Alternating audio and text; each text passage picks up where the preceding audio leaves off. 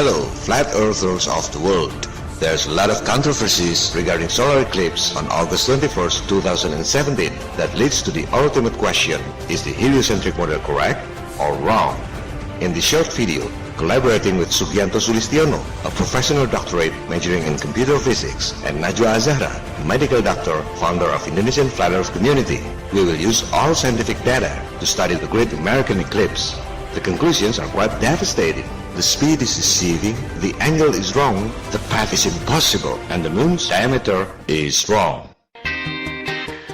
Satellite, satellite, -10. Twilight, twilight. I feel the moon pulling me away. We all know that the sun and the moon both rise in the east and set in the west. In your flat earth, what you see is what you get. The sun and the moon are moving clockwise, from east to west. What I can do. As you know, in our flat earth, if you are facing north wherever you are, your left is the west and your right is the east. Therefore, if you fly straight from west to east, you will come back to your starting point. Satellite, satellite, launch. And so do the sun and the moon. The other fact is, if a source of light moving in one direction passes an object, the shadow will always move in opposite direction. So, as the sun and the moon are moving from east to west, and the sun passes the moon, the shadow is moving in opposite direction, from west to east, exactly like reality. Because in our flat earth, what you see is what you get. Now, in the globe model, in order to make the sun and the moon rise in the east, set in the west, they have to make the globe model rotate from west to east. In this way, the east side of the earth encounters the sun earlier than the west side of the earth.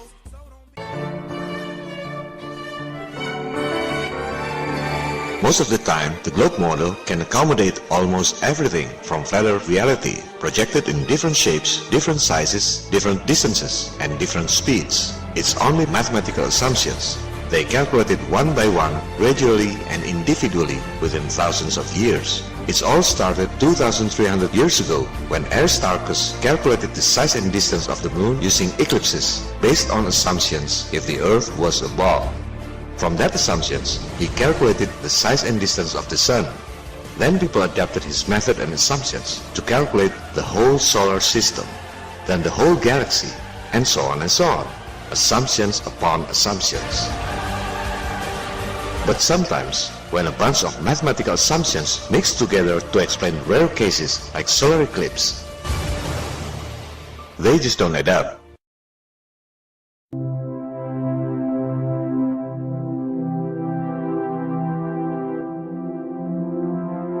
Many people argue whether the globe model can make eclipse shadow from west to east or not. Let's make it clear once and for all. If we put all the data on the table transparently, in a way that everyone can understand, measure, and verify themselves, the answer is yes and no. Yes if and but no. Now the yes if first. Yes, eclipse shadow on the globe model can move from west to east only if moon's orbital speed is faster than Earth's rotation speed. In heliocentric model, the moon's orbital speed is twice as fast as the Earth's rotation speed. With this paradigm, for sure, the shadow will move from west to east.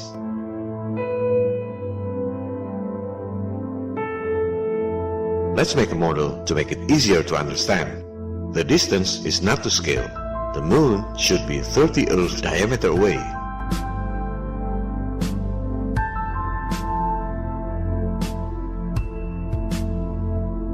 If the Earth rotates 1,670 kilometers in 1 hour to your right, and the moon orbits 3,683 kilometers to your right too, then you draw a straight line from moon's diameter to the Earth. You will see the moon's line is farther than the Earth's line. But of course, 3,683 kilometers is farther than 1,670 kilometers. You don't even need a model to understand. This is called linear speed. In this way, the eclipse shadow moves from west to east because the moon is faster than the Earth. It's mathematically correct based on that assumptions and paradigm.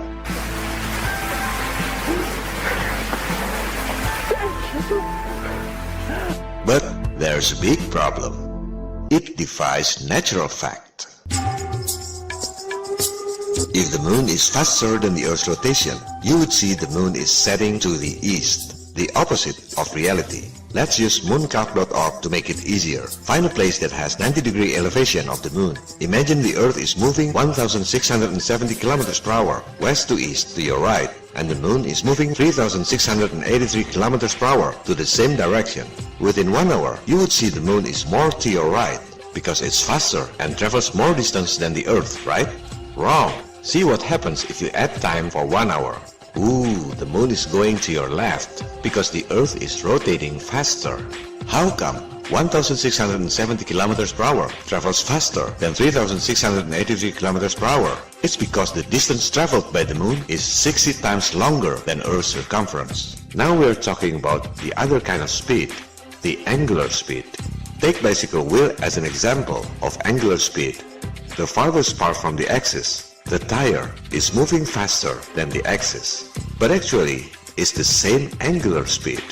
The farther from the axis, the faster it moves, but actually the same angular speed. Now, the Earth is rotating 360 degrees in 24 hours. It means 15 degrees per hour. If the Earth is moving 15 degrees counterclockwise to your right, and according to heliocentrism, the Sun is at rest, then you will see the Sun appears to be setting 15 degrees to your left. That's the angular speed of the Sun due to Earth's rotation, okay? While the Moon is orbiting the Earth 360 degrees in 29.5 days. Some people like to say 27.3 days, sidereal month, the Moon's position with respect to the stars. It's irrelevant, for we are counting the Moon's position with respect to the Earth, nothing to do with the stars. So we have to use synodic month, average 29.5 days. The angular speed of Moon's orbit is 1 per 24 hours divided by 29.5 days times 360 degrees equals to 0.51 degree per hour. That means when the Earth in an hour is rotating 15 degrees to your right, making the Sun appears to be setting to your left 15 degrees, the Moon is moving 0.51 degree to your right. That makes the Moon appears to be slower than the Earth's rotation. Let's go back to mooncalc.org. The Moon's elevation angle is 90 degrees. Then change the time to 1 hour later. Now you see the elevation is subtracted to 75.81 degree. 75 degree because the Earth is rotating 15 degree from previous 90 degree elevation. 0.81 degree is the Moon's traveling distance in 1 hour. Mooncalc is using different moon distance on that day. Or perhaps they're using sidereal month. It's all mathematical assumptions. They don't even look to the sky. The Moon moves 0.5 degree against the Earth moves 15 degrees per hour. With these assumptions and paradigm, for sure, the eclipse shadow moves from east to west, the opposite of reality.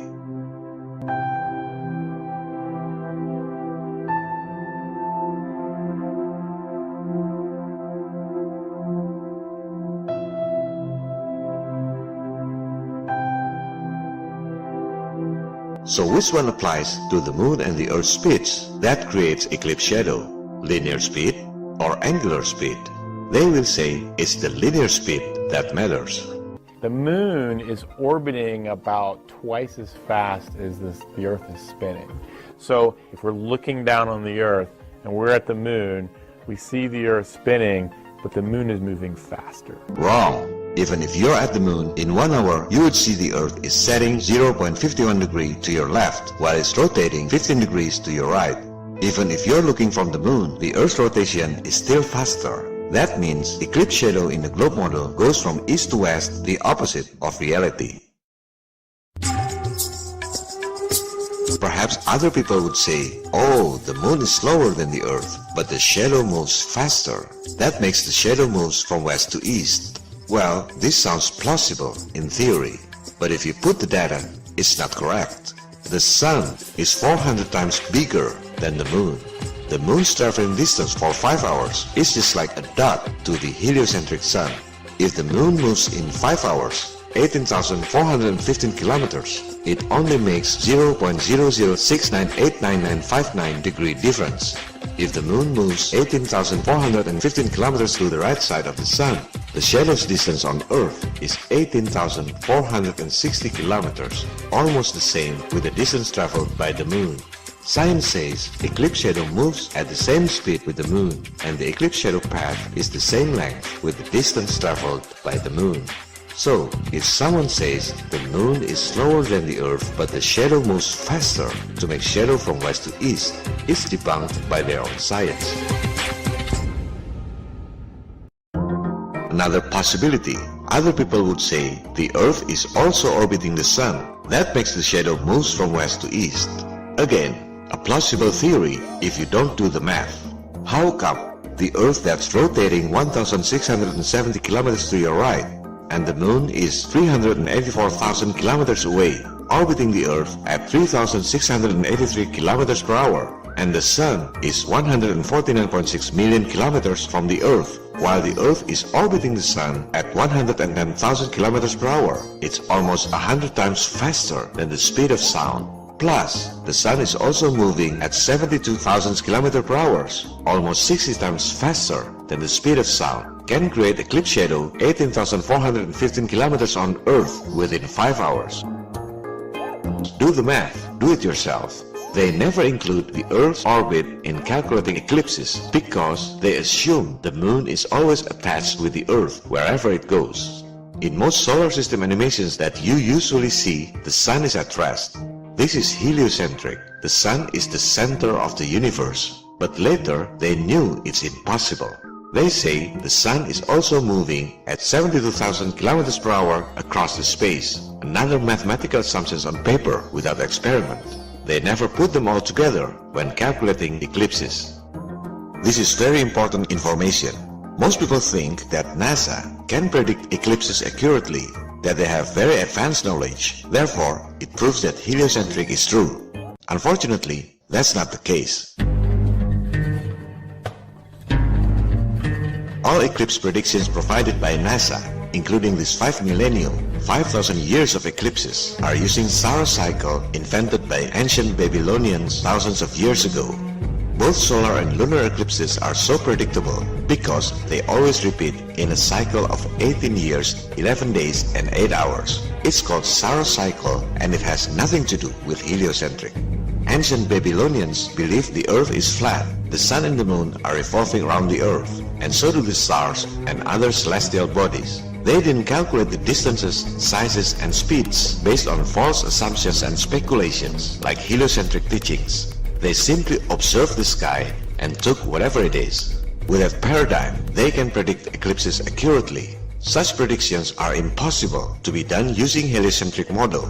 In its 5 millennium catalog of solar and lunar eclipses, NASA wrote that all eclipse calculations are by Fred Espenat, a retired NASA's employee. NASA never calculated and predicted eclipses using heliocentric model.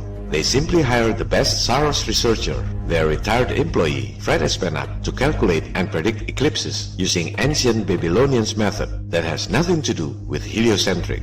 NASA even wrote that Fred Espenat is responsible for the accuracy of those 5,000 years catalog of eclipses.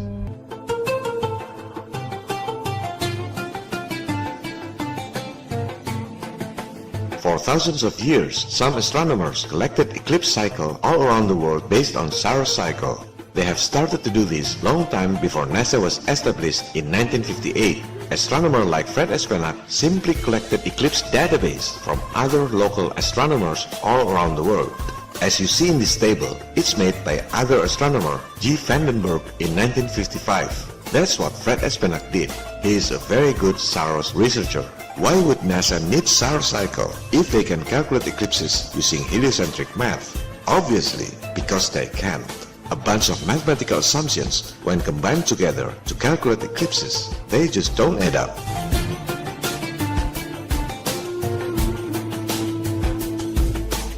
There's an interesting review from Matt Parker from Stand Up Math's channel. He's the only person who got prestigious title as London Mathematical Society Popular Lecturer, a very smart and articulative mathematician. Here's what he said about predicting eclipses using heliocentric math. And so I'm going to show you the mathematics behind how we can predict when they're going to happen. We can do the calculations on the elliptical orbit of the Moon as the Earth goes around the Sun, and we can calculate how often the moon goes between the sun and the earth. Unfortunately, it's not that simple. It is a wonder we have eclipses at all. But then, out of all this chaos, another cosmic coincidence steps forward to save the day. It's called the stvarnost cycle, and it allows us to predict when eclipses are going to happen in the reasonably near future. Some thickheads still don't understand why NASA uses stvarnost cycle to predict eclipses. They say there are a lot of software predicting eclipses using heliocentric math. You can download free software like Stellario. It can predict eclipses. Well, if a free software can predict eclipses with heliocentric model, then why NASA, with $19 billion budget per year, can predict eclipses using heliocentric model? Which one makes more sense to you? All astronomy software are using Eklipse database from NASA. It's not the other way around. After NASA published this 5 millennium catalog of solar and lunar eclipses, people use the database to make animation using whatever model they want. Just put one eclipse time to another. The software will automatically adjust to make those two eclipses happen as programmed. It's not the other way around. After you get Eklipse database, you can make animation with square Earth if you like. You can put whatever distance, whatever size. The software will adjust in accordance to the eclipse dates. Some thickheads even try to run from reality by saying NASA provides a software in its website to predict eclipses. Look at this database used by NASA. 5,000 years catalog of solar eclipse database. You can choose what year, what eclipse type, duration, and oops, it's stvarnost cycle, not heliocentric math.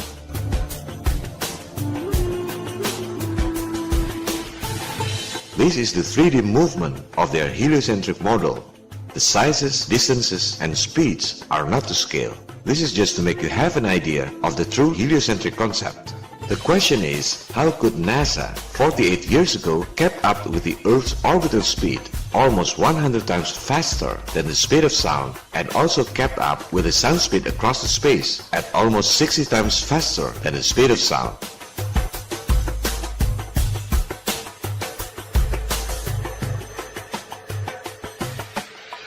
That's just warming up. In the next section, you will see scientific facts based on official data that Eklipse in the globe model is a real fantasy. Scientific data that everybody can verify and do experiment themselves as referred to as scientific method. With this official data, you will get the undebunkable result that eclipses completely fail to work on the globe model. The data is always there all the time. You just didn't realize what it means. Trying to free your mind, Neo. But I can only show you the door. You're the one that has to walk through it. Stay tuned.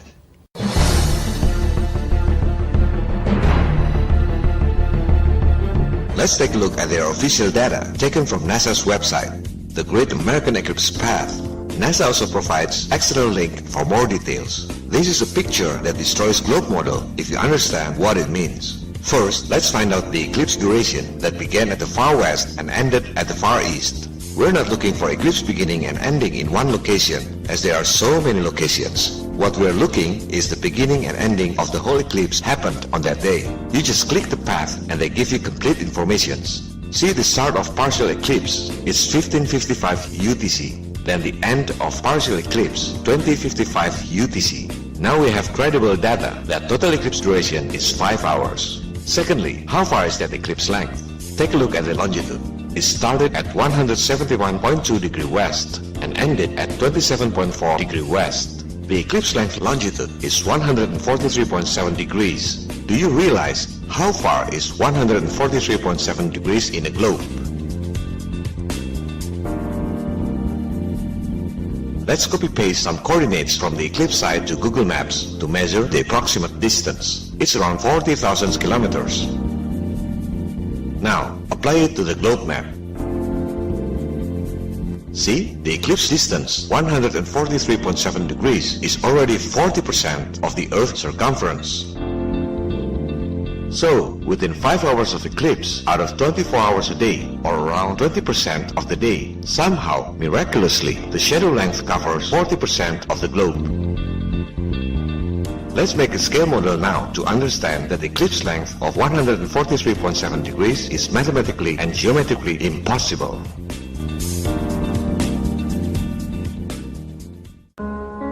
We've made scale model of the eclipse using AutoCAD. In this video, I'm collaborating with many people from Flat Earth 101 community.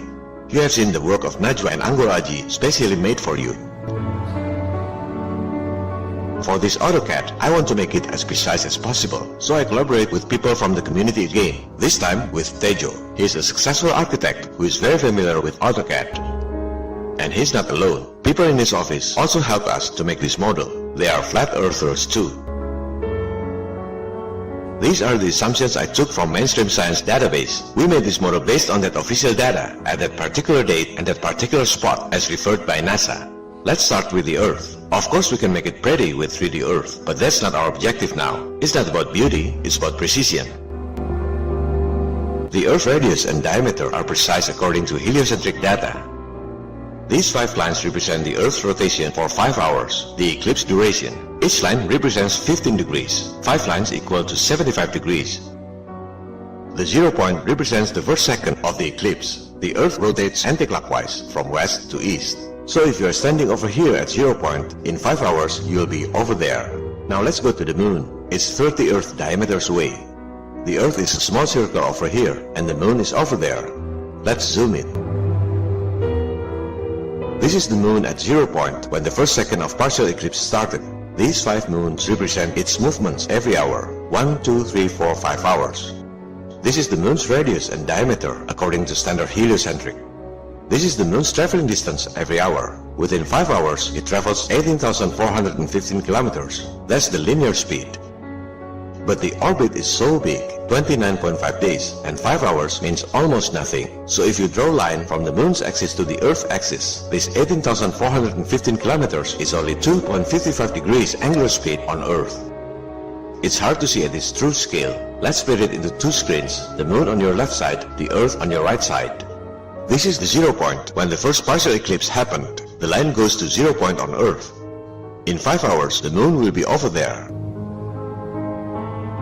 If you're standing on Earth over here, 5 hours later, you will rotate from west to east and you'll be over here. You will see the moon is setting to the west due to Earth's rotation. Exactly like you've seen at mooncalc, you add time, the moon goes to the west. And the elevation angle is subtracted from 90 degree to around 75 degree in 1 hour. For 5 hours, it would be around 18 degree near the horizon, almost setting. This is the proof that it's the angular speed that applies. What about the linear speed? After 5 hours, the moon's position is over here. We draw straight linear lines from the moon. Where do the lines fall on Earth? Man, it's far outside the Earth. Theoretically, linear speed is wrong. After 5 hours, you will see the moon is setting to the west. In reality, you don't see the moon is over here, like it's setting to your east. The moon is over there, near the horizon, setting in the west. The funny thing is, even though the moon is over here, setting in the east, the shadow will fall outside the Earth. If you use angular speed, eclipse shadow moves from east to west, the opposite of reality. If you're using linear speed, the moon sets in the east, and the shadow falls outside the Earth after a few hours. Any which way, they're wrong. It really doesn't work on the globe model.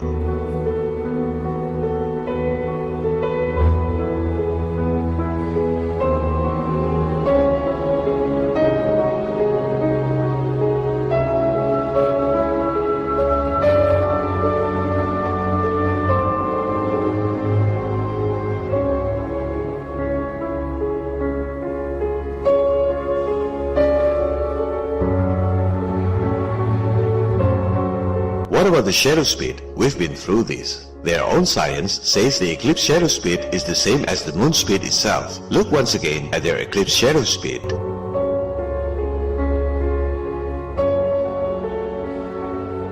The shadow is never faster than the moon speed. The shadow knows. Poor globe model. Let's be generous to them. Give the globe model a generous discount. Let's start not from 90-degree elevation, but instead from 0 degree like you have solar eclipse at 6 a.m. in the morning. You can't even see the sun at horizon level. Then you have 5 hours eclipse. And still, if using linear speed, the shadow goes outside the Earth. Do you know why it fails? Because you can't get 5 hours eclipse on the globe model. The moon would travel 18,415 kilometers, while the Earth's diameter is only 12,742 kilometers. That would make the moon half Earth outside the Earth.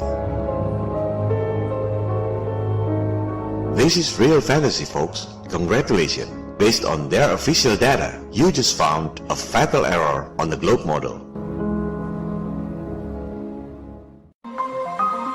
Now let's see the eclipse movement with 3D model. You can use solar system scope. It's supposed to be correct according to heliocentric model. The time, speeds, directions, and eclipse duration are to scale.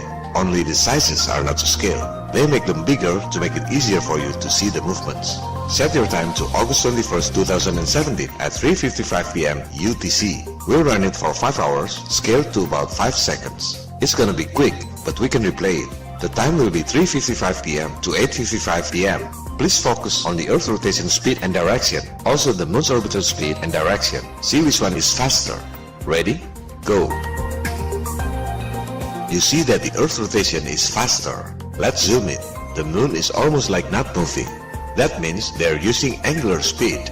The Earth rotating at 15 degrees per hour. The Moon's traveling at 0.51 degree per hour. With this angular speed, to which direction the shadow goes? Because the Earth is spinning faster to the east, the Moon's shadow goes the opposite direction, from east to west. Exactly like Najwa has shown you, only this 3D animation is using true scale of speeds according to heliocentrism.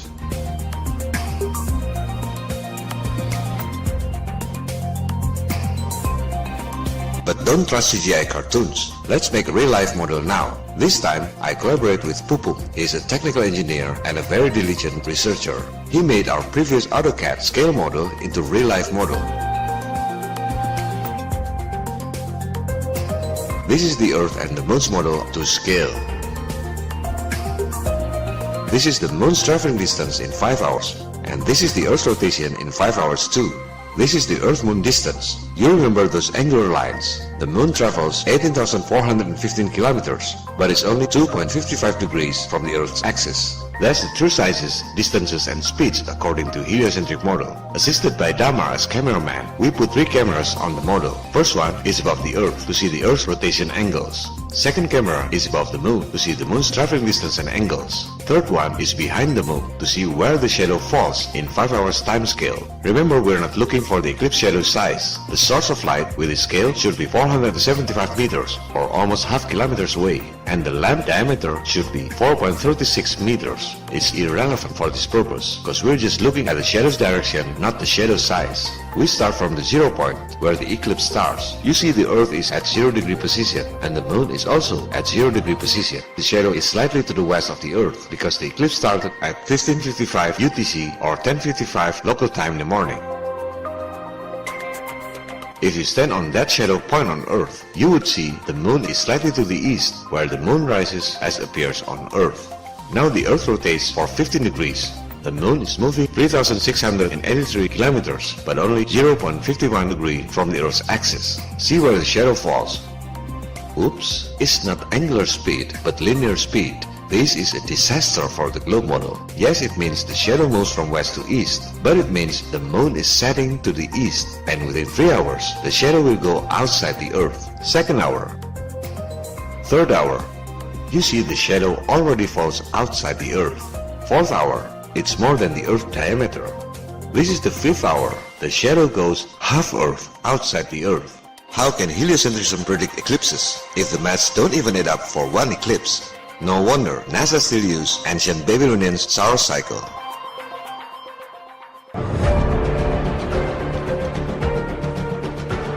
Let's take a look at who are these Babylonians who invented solar cycle.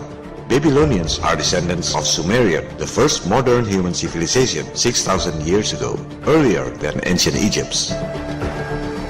It's located in Mesopotamia or modern-day Syria and Iraq. the birthplace of Abraham, the father of three religions, Hebrew, Christian, and Islam. It's the cradle of civilization. Their inventions and achievements are still used today. Astronomy, irrigation, architecture, mathematics, politics, code of law, urban planning, almost everything except internet and cable TV. They are very smart people. Their alphabets, cuneiform, consist of 400 characters, not 26 characters ABCD like us. Their numeral system is sexagesimal or base 60, not base 10 like us. Sexagesimal is very good for counting big numbers and small numbers, still used today for measuring time, angles, and geographic coordinates. They are the one who invented 360 degrees in a circle. Do you know why there are 660 degrees in a circle? It's the average days of the sun and the moon circling the earth in a year.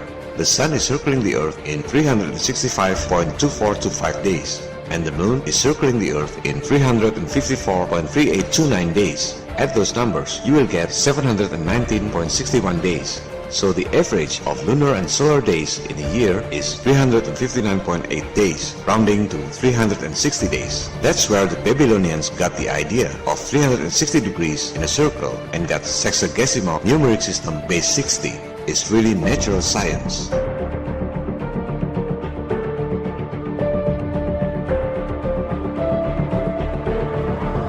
They are the one who invented lunar calendar, synodic month, the real astronomical event. The beginning and ending of each month is based on moon phases, hence the name month. That's natural science. On the other hand, modern day solar calendar system is based on nothing.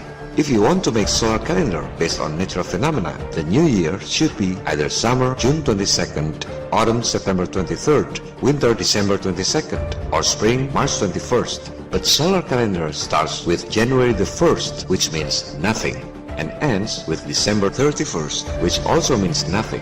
It's not really solar calendar, and every date of the month has nothing to do with the moon. You're using a wrong calendar system. Yet Babylonians were aware of solar cycle too, so they invented the so-called lunisolar calendar. Its lunar calendar consists of 12 months, the closest lunar cycle with solar cycle in a year. They are the one who invented 7 days in a week. They observed the stars are moving in the same directions and the same speed, except there are 7 sky objects that move differently. They call it the 7 wandering stars. Later, by the ancient Greeks, is called planets. That's the origin of the word planet. Planet is not a ball that living creature can live on it like you always see in CGI cartoons published by NASA. Planet is a wandering star, a star which has its own path and speed circling the Earth. Those 7 wandering stars or 7 planets of the Earth are the Sun, the Moon, Mars, Mercury, Jupiter, Venus, and Saturn. Then Babylonians devoted 7 days every week to honor those 7 wandering stars. The first day to honor the Sun, hence the name Sunday. Second day to honor the Moon, Monday. Third day is for Mars, or in Nordic is called Tyr, Tuesday. Fourth day for Mercury, Mercredi in French. In German and Dutch is called Odin or Woden, Wednesday. Fifth day for Jupiter, Jueves in Spanish, is Nordic god Thor, Thursday. Sixth day to honor Venus, Viernes in Spanish, is Nordic god of Frigg, Friday. The seventh day to honor Saturn, Saturday. That's the influence of Babylonian culture. We still use it until now.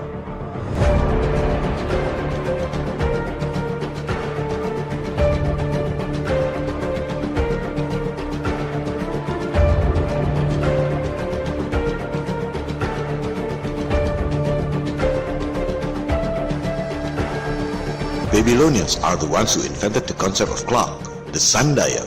Then they divided a day by 12 hours daytime and 12 hours nighttime. Where did they get the number 12? Of course, it's the 12 zodiac constellations in a year, and it takes 12 lunar cycles or months for the sun to return to its original position. Like every other celestial body circling the Earth in a certain cycle, Babylonians observed that solar and lunar eclipses happen in a cycle of 18 years, 11 days and 8 hours. That's the only way to predict eclipses. Nothing to do with heliocentric speeds and distances. Babylonians were using lunar calendar.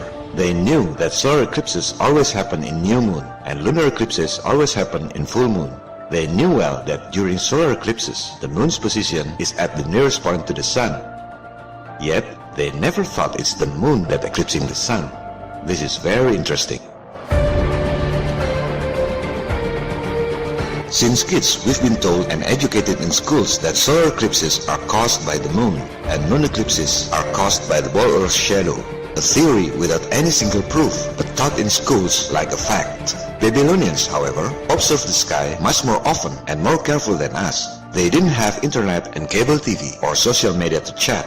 They had the luxury of time to live in harmony with nature. Why didn't they think it's the moon that eclipsing the sun? First, because they knew there are so many unseen celestial bodies in the sky.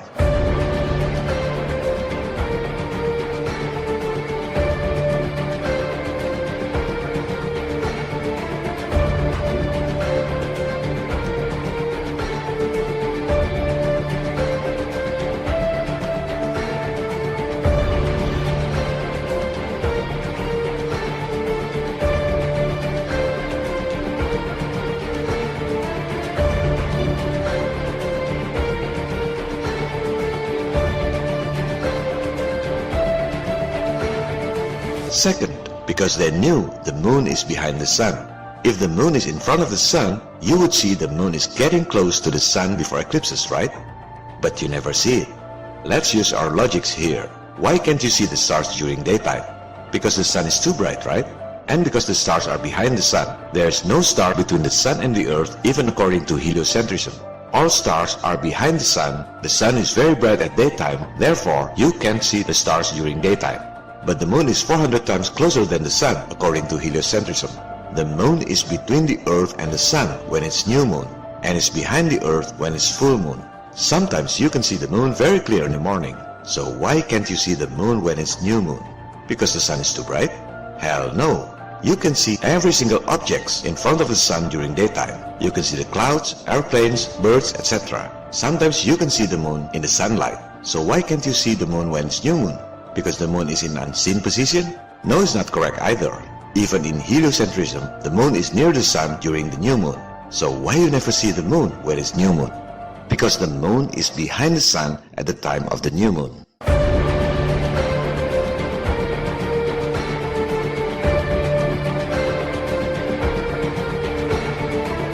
Third, Babylonians who invented solar cycle never thought the sun is eclipsed by the moon because they knew the moon's body can't eclipse the sun.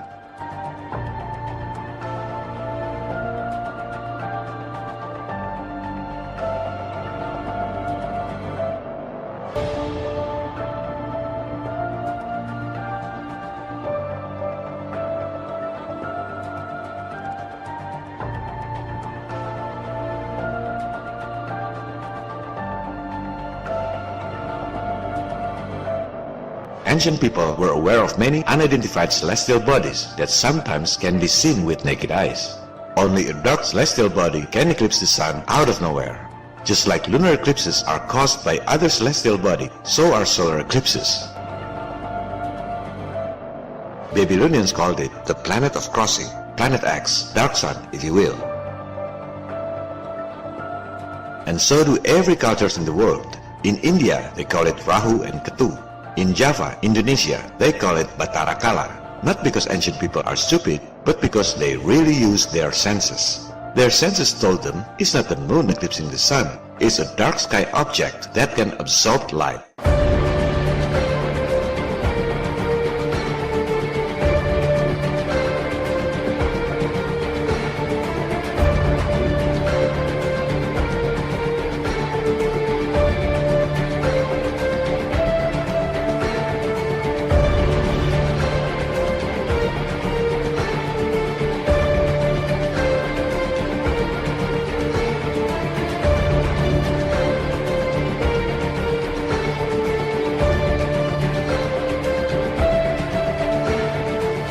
And it's not the Earth's shadow that eclipsed the moon either. It's a similar dark sky object. And you know what? They didn't just make theories. They calculated the cycle of these dark objects so accurate we still use today, solar cycle. On the other hand, you don't use your own eyes and your own senses. You just follow what NASA told you.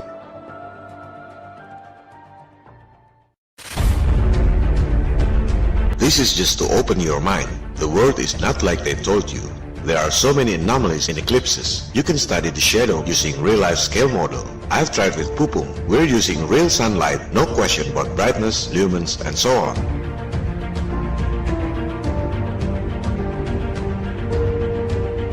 But don't do it in open air, cause the bigger the light, the smaller the shadow. In total solar eclipses, the source of light should be the same with the object that eclipses it. Using scale model, for a 10 centimeters Earth, you have to use a 2.92 meters of pipe. This is very important to make the source of light to scale. The result is quite devastating. The shadow is about 16 times bigger than it should be.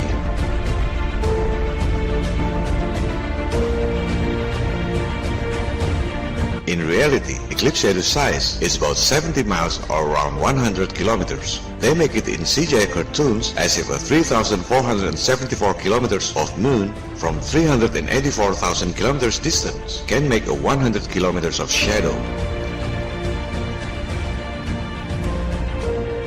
So they make CGI cartoons with shadow shape like a pencil. It doesn't exist in reality. With real-life scale model, the shadow is actually 1,000 miles or 1,600 kilometers.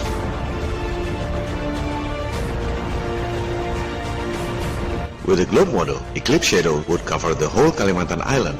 Unbelievable! With a globe model to scale, eclipse shadow would be so big that can cover Portugal, Spain, and France at once. This is a disaster for the globe model. All your life, you only see eclipses of fantasy. On the other hand, in the flat Earth model, the diameters of the Sun, the Moon, or whatever object eclipsing the Sun is about 32 miles or around 60 kilometers. If you don't like mathematics, you can use AutoCAD, a neutral software for professionals. You can verify by yourself from 5,000 kilometer height. They will make shadow size exactly like reality. 105.7 kilometers like the real eclipse shadow in Idaho Falls.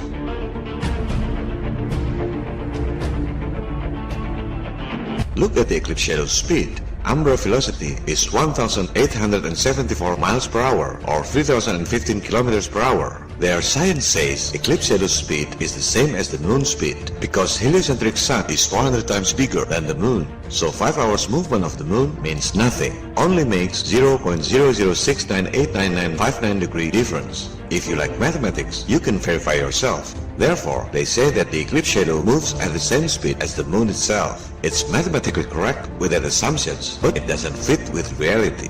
The moon travels at 3,683 kilometers, making shadow on Earth that spins at 1,670 kilometers, both to the same direction from west to east. The shadow should move at 2,013 kilometers per hour. But look at the reality. It moves at 3,015 kilometers per hour. It doesn't add up.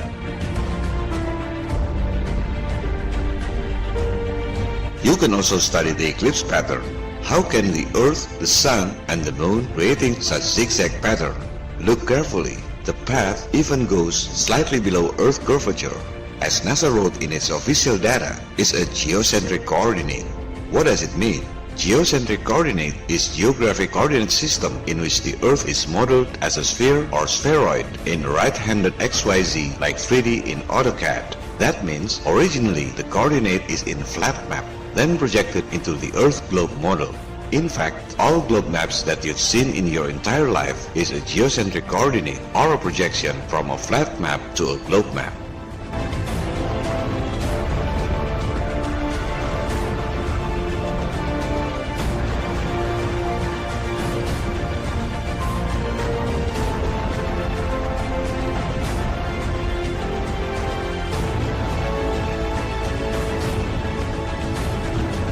Last but certainly not least is the one that we have discussed. Most people don't notice that the eclipse duration was 5 hours and don't realize what it means. This is the reason why I make this episode in English, to share that this kind of eclipse is mathematically and geometrically impossible on the globe model. Please don't use 3D animation model. You can make Superman spinning the Earth backward with CGI. Please use real-life scale model. The shadow will go outside the globe after 3 hours. You can take it from here and bring it to another level. I heard some people say, why proving the globe model is wrong? Why not proving the flat Earth model is right? Well, we're not supposed to make theories. It's not even our task. Before you start asking questions about flat Earth, you have to understand what's wrong with the globe model first. Like wise men say, if it ain't broke, don't fix it. But the bigger question is, why is it important to you?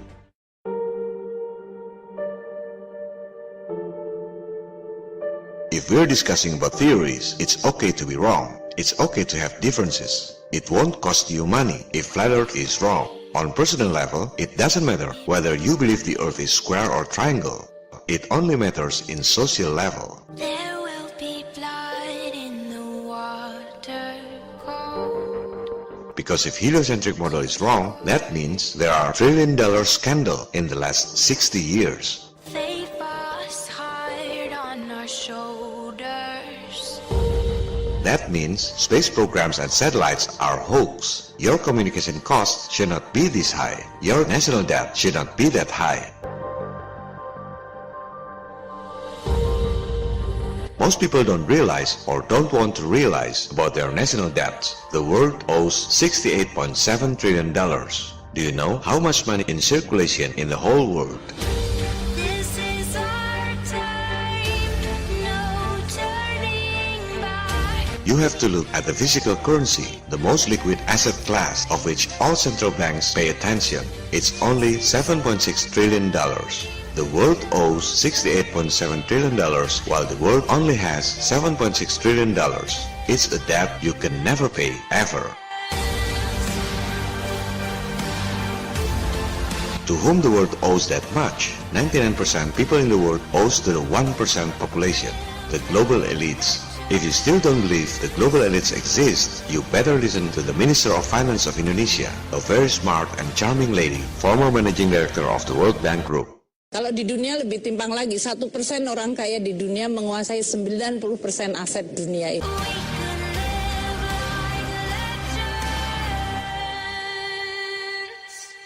How come a very small group of people can make the others owe to them without even knowing it?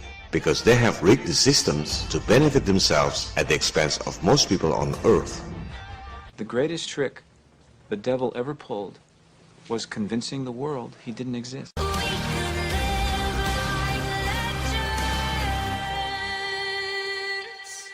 Central banks in the US and Europe are privately owned corporations with the monopoly on creating money, but with no accountability. Those financial elites control all central banks in the world through the World Bank, IMF, and their elite financial agents. The system is quite simple. All countries in the world have to face budget deficits every year. Then all governments have to issue bonds. Then the financial elites finance the bonds by creating money from thin air because they have a monopoly on creating money.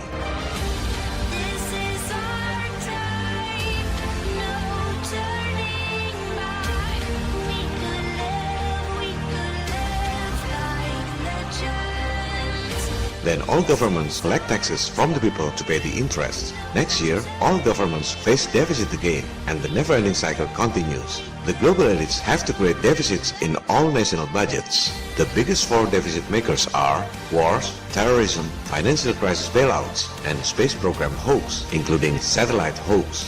Those are the parasites that eat your stomach from the inside. That's what you have to pay from your taxes. Globe Earth hoax is the weakest link in their systems. You hit it right, the whole system will collapse.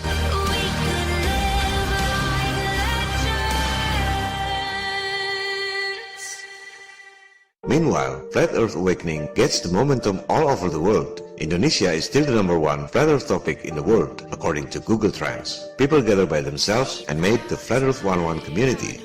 It's from the grassroots, bottom up. I didn't create them. But legends never die. Imagine there's no heaven. On September 23rd, when the sun has its culmination at the equator in Pontianak, Indonesia, Flat Earth 1-1 community in all 34 provinces made a national movement to measure the sun distance in different locations. People from neighboring countries, Singapore, Malaysia, and Australia also participated in this event. Imagine all the people living for today. The result of this research has been presented in scientific journal format. It isn't hard to do. On October 28th, FE1-1 community made the second national movement. People in 34 provinces turned on mini Tesla coil wireless lamp. Imagine all the people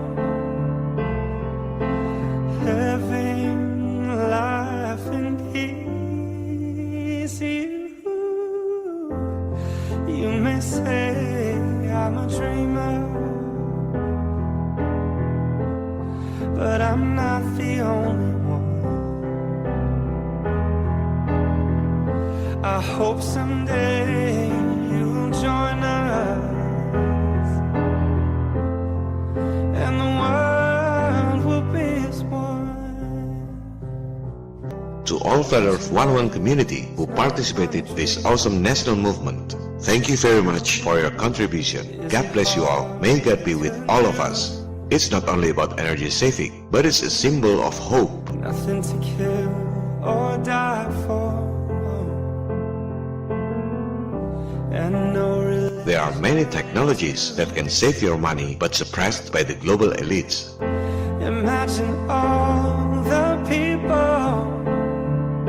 You're not supposed to live in a world with expensive electricity, expensive gasoline, expensive telecommunication using satellite scam. You may say I'm a dreamer. You're not supposed to live in violent wars and terrorism designed by the elites to make your national budgets face deficits. You're not supposed to be industrial slaves, stressful life to pay your bills, and pay taxes to repay debts to super wealthy financial elites that have the monopoly on printing money from thin air without any gold backup. You deserve to live in a better world, live in harmony with nature, smiling faces everywhere, with inner happiness in your heart. That's what Flat Earth Awakening is all about. I'm a dreamer. See you in the next episode. Feel free to give your thoughts on the polls. Should I make next episode in English with Indonesian subtitle like this, or in Indonesian with English subtitle, or just in Indonesian without English translation? Thanks for watching this channel. This is John Connor. If you're listening to this, you are the resistance. Salam People Power. And the world